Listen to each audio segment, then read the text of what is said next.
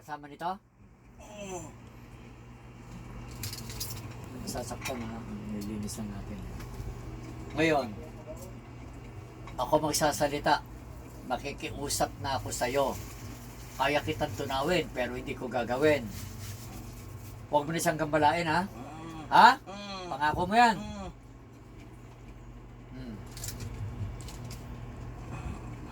May asawa ka na, di ba?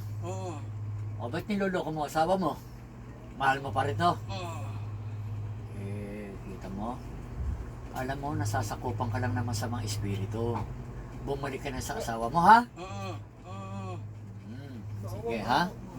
Bumalik ka na sa asawa mo, ha? Magpakabait ka na rin, ha? O, sabihin mo kay Ginoo, Ginoo, patawad po sa nagawa kong kasalanan. Aalis na po ako sa katawang ito. O, sige. No, bago kita para alisin, tanggalin mo muna yung mga sakit nilagay mo dyan, yung sakit ng ulo, sakit ng dibdib. Alisin mo lahat. Bunutin mo lahat yan. Sige, bunutin mo. So, mga sakit ng dibdib yan, ano itinusok mo dyan? Tinik ng isda yan, tinik ng halaman. Ano? Nalaman. Tinik ng halaman. Kaya para sa mga sakit ng dibdib nito, no? Sige, bilisan mo. Alisin mo lahat. Alisin mo lahat yan. Tanggalin mo lahat yan. Wala na?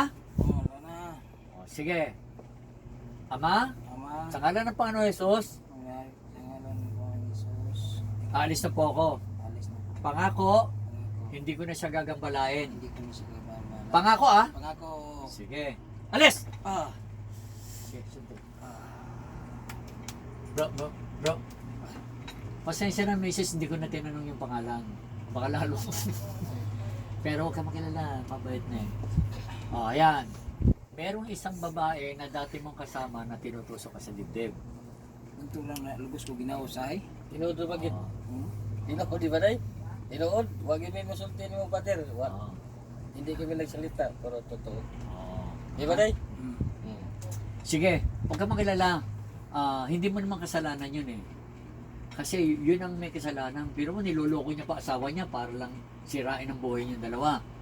Kaya sabi niya naman, kako bumalik ka na sa asawa. Hindi ko ginausay ka ng kuwan ba? Hindi ko siya ginawa. Hindi niya ano yun, ha? Tanda mo anak ha. Doblehin mo lalo yung pagmamahal mo kay ano. Ha? Okay? Ha? Ngayon, malayang-malaya ka na. Pero tandaan mo ha? Ha? Sakitan to siya. Tandaan mo, marami pang tuksong darating. Sabi mo, mahal ko asawa ko. Ganun ha? Sige. Kawawa naman si Mrs. Mahal na mahal ka. Ano, si Nakatakot ka ng forever na babae. No? Sige. Nari,